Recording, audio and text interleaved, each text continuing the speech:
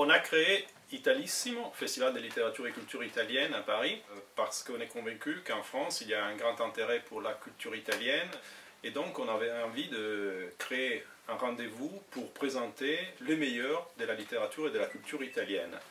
Pour nous, il s'agit de parler de littérature, mais pas seulement de littérature, parce qu'on pense que la littérature elle est en dialogue avec les autres formes artistiques, les autres formes de recherche, donc on aura l'occasion de parler d'histoire, de photographie, de cinéma, d'architecture et de musique, par exemple.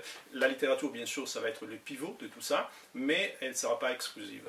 Dans le programme de cette première édition, mais et dans les années futures, ça sera la même chose, on prévoit beaucoup de rencontres entre des écrivains italiens et des écrivains français, ou des intellectuels français.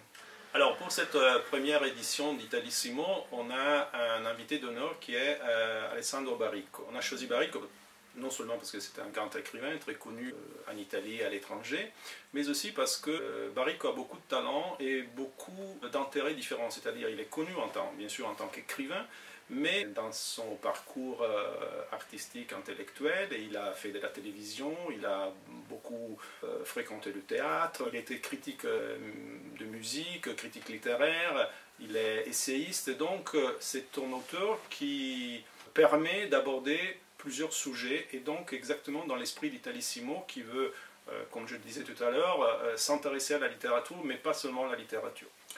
Avec lui, il y aura évidemment d'autres écrivains italiens et français. Il y aura par exemple Marco Missiroli, Giorgio Fontana, Giorgio Chan, Roberto Casati, le philosophe, mais aussi des auteurs français comme Maëlys de Kerangal et Aurélie Filippetti. Avec Aurélie Filippetti, Baricco participera à une avant-première à Sciences Po sur le thème de l'engagement aujourd'hui des écrivains face à un monde bouleversé et sur le pouvoir éventuel de la littérature face à ces mondes.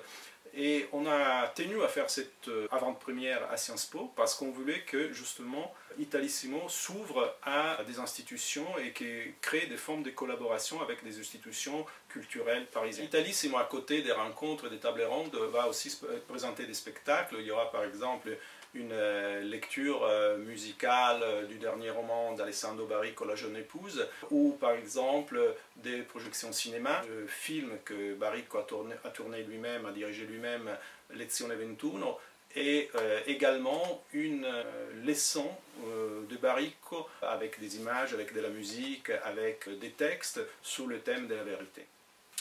Donc on vous attend pour la première édition d'Italissimo du 7 au 10 avril, d'abord l'avant-première à Sciences Po et ensuite à la Maison de la Poésie.